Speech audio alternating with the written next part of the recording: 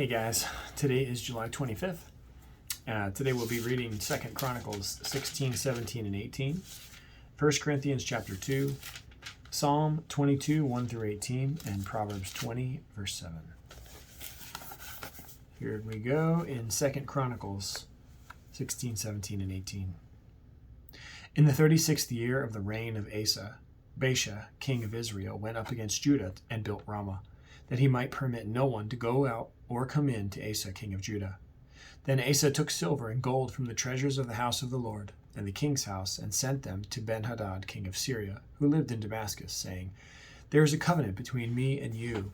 There is a covenant between me and you, as there was between my father and your father. Behold, I am sending silver to you and gold.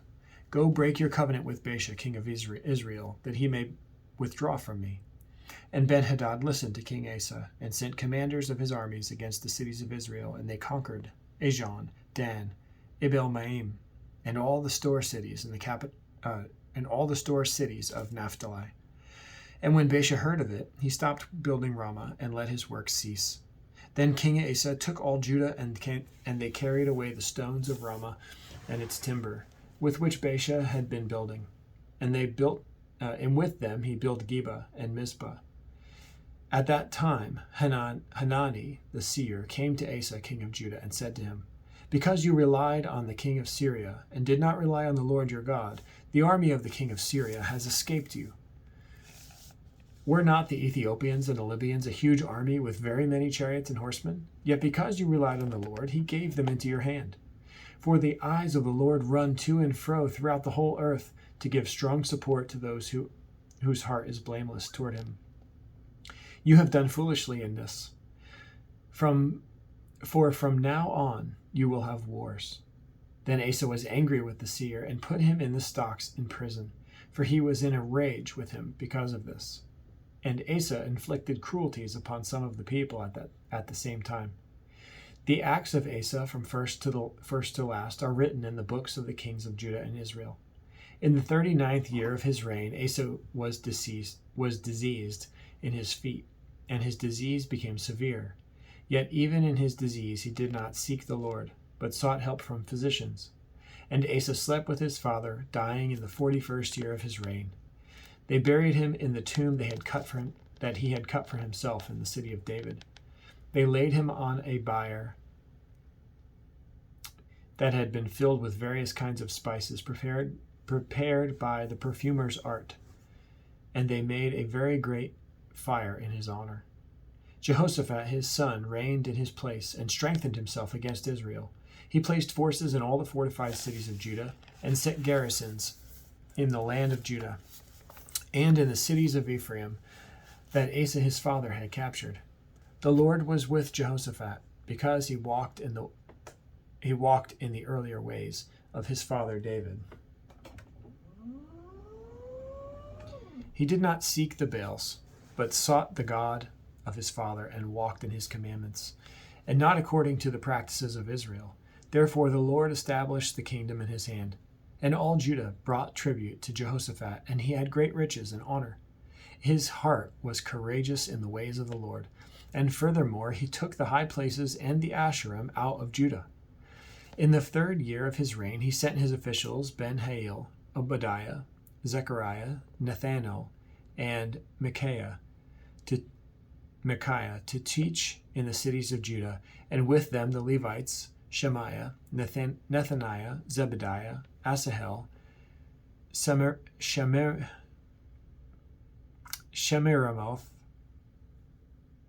Jehonathan, Adonijah, Tobijah, and Tobadonijah. And with these Levites, the priests Elishama and Joharam. And they taught in Judah, having the book of the law of the Lord with them. They went about through all the cities of Judah, and taught among the people.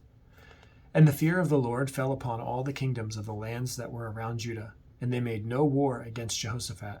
Some of the Philistines brought Jehoshaphat presents and silver for tribute, and the Arabians also brought him 7,700 rams and 7,700 goats.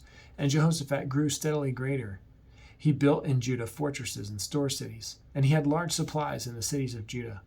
He had soldiers, mighty men of valor in Jerusalem. This was the muster of them by fathers' houses. Of Judah, the commanders of thousands, Adnah the commander with 300,000 mighty men of valor, and next to him Jehohanan, the commander with 280,000, and next to him Amasiah the son of Zichri, a volunteer for the service of the Lord with 200,000 mighty men of valor.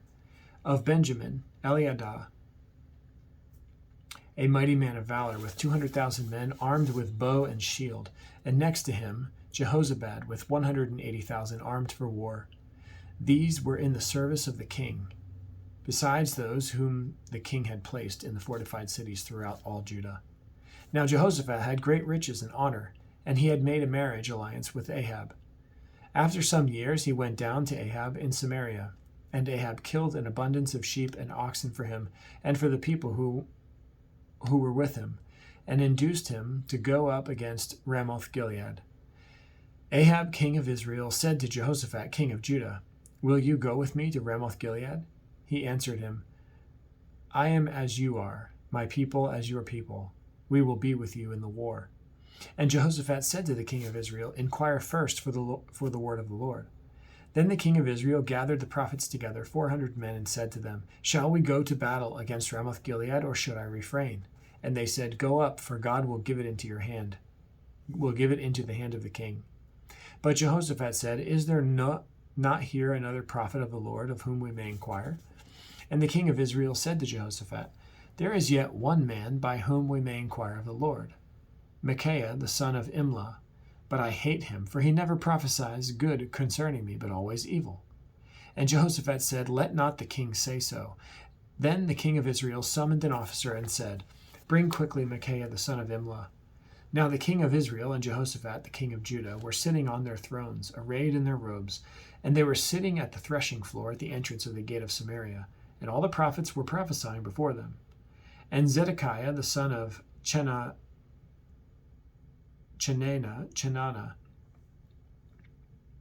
made for himself horns of iron and said, "Thus says the Lord, with these you shall push the Syrians until they are destroyed." And all the prophets prophesied so and said,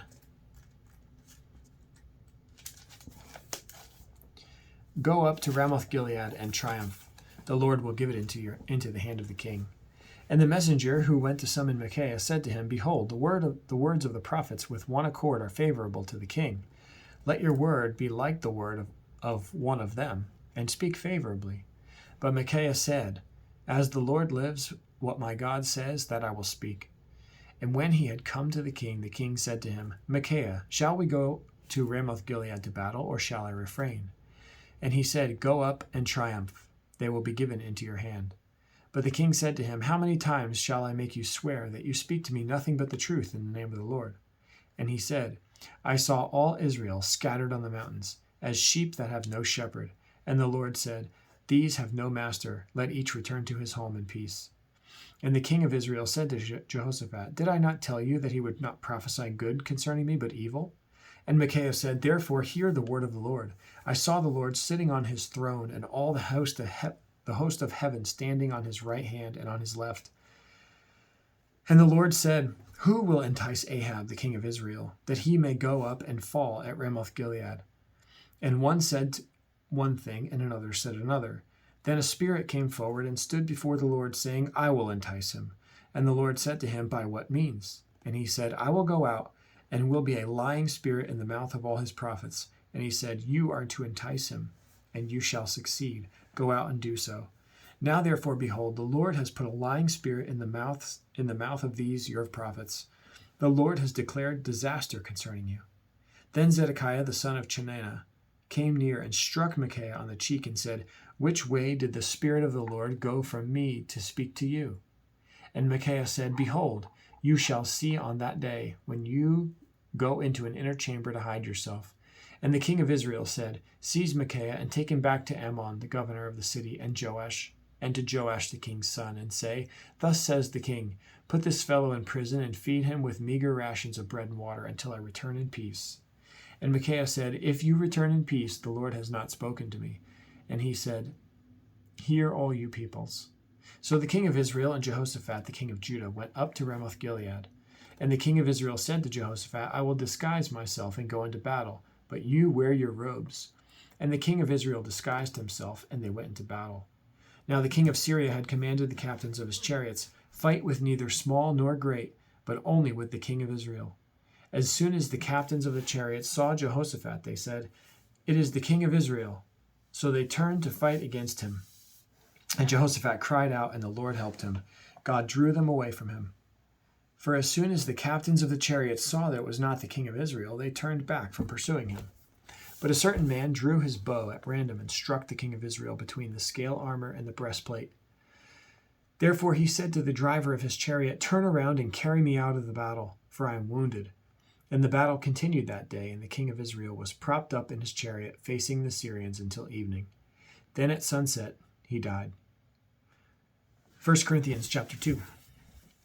And I, when I came to you, brothers, did not come proclaiming to you the testimony of God with lofty speech or wisdom, for I decided to know nothing among you except Jesus Christ and him crucified. And I was with you in weakness, and in fear and much trembling. And my speech and my message were not in plausible words of wisdom, but in demonstration of the Spirit and of power, so that your faith might not rest in the wisdom of so that your faith might not rest in the wisdom of men, but in the power of God. Yet among the mature we do impart wisdom, although it is not a wisdom of this age or of the rulers of this age, who are doomed to pass away.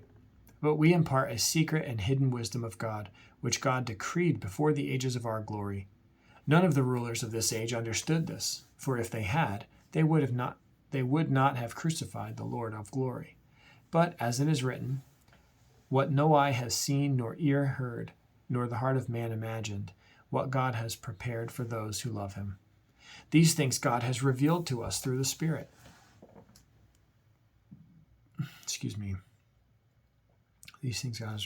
For the Spirit searches everything, even the depths of God.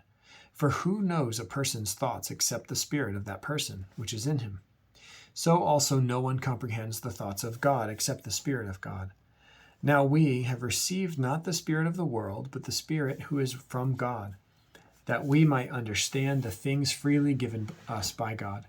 And we impart this in words not taught by human wisdom, but taught by the Spirit, interpreting spiritual truths to those who are spiritual. The natural person does not accept the things of the Spirit of God, for they are folly to him, and he is not able to understand them because they are spiritually discerned. The spiritual person judges all things, but is himself to be judged by no one. For who has understood the mind of the Lord so as to instruct him? But we have the mind of Christ. Psalm 22, 1-18. To the choir master, according to the doe of the dawn, a psalm of David. My God, why have you forsaken me? Why are you so far from saving me, from the words of my groaning? O my God, I cry by day, but you do not answer, and by night, but I find no rest. Yet you are holy, enthroned on the praises of Israel. In you our fathers trusted. They trusted, and you delivered them. To you they cried and were rescued. In you they trusted and were not put to shame. But I am a worm and not a man, scorned by mankind and despised by the people. All who see me mock me. They make mouths at me. They wag their heads. He trusts in the Lord. Let him deliver him.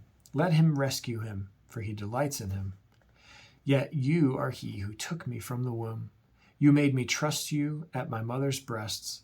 On you was I cast from my birth, and from my mother's womb you have been my God. Be not far from me, for trouble is near, and there is none to help. Many bulls encompass me. Strong bulls of Bashan surround me.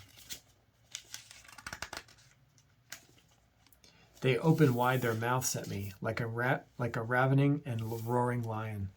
I am poured out like water, and all my bones are out of joint. My heart is like wax. It is melted within my breast. My strength is dried up like a potsherd, and my tongue sticks to my jaws. You lay me in the dust of death. For dogs encompass me, a company of evildoers encircles me. They have pierced my hands and my feet. I can count all my bones. They stare and gloat over me. They divide my garments among them, and for my clothing they cast lots.